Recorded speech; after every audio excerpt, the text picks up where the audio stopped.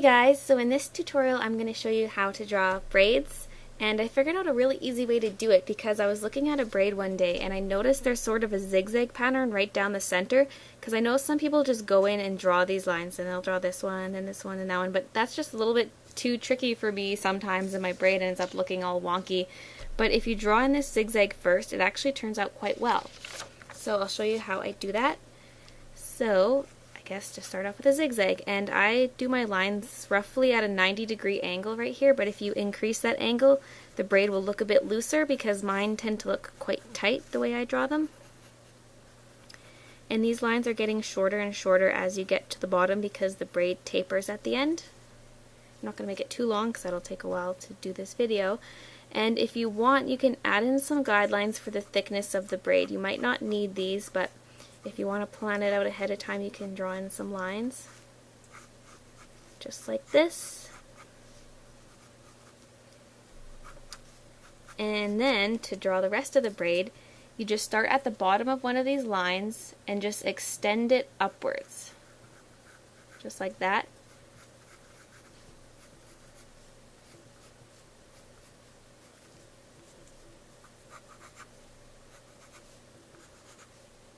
Same thing on this side. And then you have your general shape of your braid, and then you want to make it actually look like a braid, so we're going to add in some round edges right here.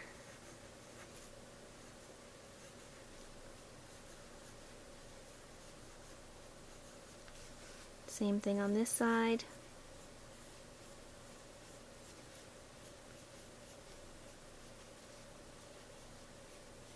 And at the bottom I just draw a little bubble like this, and another one on this side, and then I draw in the hair elastic. I'm just going to do a simple elastic for this one.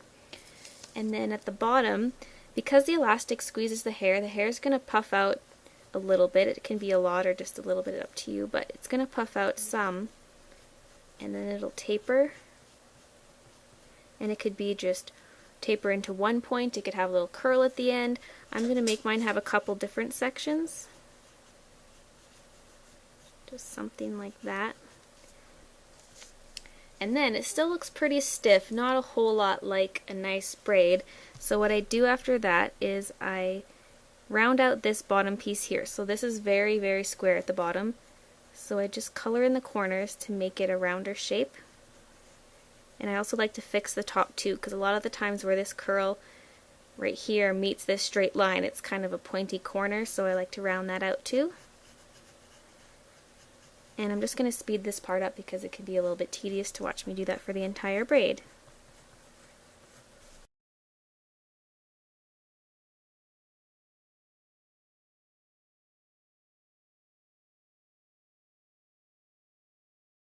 Alright, so now most of the braid is done, and you might be wondering how you connect it to the head. Well, what I do is I just sort of extend these two top lines, and it depends exactly what kind of braid. If you only have one or two braids on the head, this might have to bulge out a lot because you're going to have to eventually link that to the entire head. But if it's just a longer but skinnier braid, you might not even make it stick out that much. It just might sort of fade into the rest of the hair. But I pretty much just extend it like this and extend lines in every direction. You can see I sort of kept this line, so this piece of hair is still in front, and then it just all fades into the rest of the hair. And it helps if you draw strands, and that's another thing I like to do, is draw some strands on this part. And some of the strands just sit sort of in the middle, some go on the end and only make their way partially across. I don't like to draw very many that go all the way across. If I'm drawing a smaller braid, I definitely do that a lot, but when it's a close-up like this, I try to make it more random. And again, I'm not going to show you the entire thing because that would take too long, and I do that on the bottom as well. And you want to make sure these lines are curved to the shape of the braid. So it's a 3D object. I know you're drawing it 2D, but you have to think of it as its 3D shape and sort of follow the curve of the actual object. So now I'm just going to show you again how you connect it to the head using this as an example. So you can see I kept this chunk right here. It looks just like this chunk but without the end. It just sort of fades into the rest of the hair, and I added a couple lines. So that's the way you can connect it to the head. So this braid here is a lot like the one I just did in the tutorial. It has very round edges and it's quite uniform. It's not very messy looking, and it's okay to do that for cartoony drawings because it's a cartoon, it doesn't have to be perfect. And then for this one here, I have sort of pointier edges to the braid just to make it look a bit more cartoony, and even this bottom part here has sharper corners. It's just a stylistic choice. And I have this big one right here. It's sort of a fatter braid. It doesn't have to be fat like this, but I just showed how you can get a bit more realistic detail while still making it cartoony.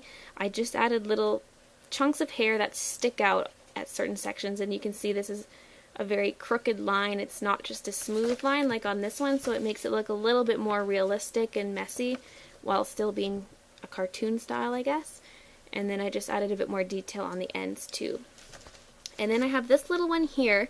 This is really good for simple braids or really small braids. You know how some characters have their hair down, but they just have skinny long braids in their hair? That's really good because when something's small, it's hard to draw a lot of detail in it, so a lot of people just do their braids like this. And all it is a bunch of little, sort of like a half of a heart. You just draw this one, then that one, then this one, then that one, and just make your way down. It's pretty simple. So yeah, those are just different braid styles. And I hope this tutorial was helpful for you guys. I think I'm just going to end it here because that's all I have to say. And thanks for watching. Alright, so now I'm going to get to the winners of my giveaway. Thanks to everyone who entered. I had 630 comments by the time I ended the giveaway, so that is insane. So thanks everyone who commented. Yeah, everyone had an equal chance of winning because I just used a random number generator, and there were 3 winners. So I'll just quickly go over the prizes again. There's all 8 of my bookmarks. They're all double-sided, so there's different characters on the back. And then there's these 6 buttons. There's Aang, Katara, and Sokka from Avatar, Harry, Ron, and Hermione from Harry Potter, and you also get this Prismacolor Colorless Blender pencil. Alright, so the first winner was Steffers1, the second winner was Canine Puppy Dog, and the third winner was the Diva3121. So congratulations, guys, and by the time you see this, I've probably already messaged you asking for your mailing address, and it'd be awesome if you guys could get back to me as soon as possible because I'm going to mail them out all together, so I have to wait for all 3 of you to get back to me before I'll mail them. So yeah, congratulations again, and thanks everyone!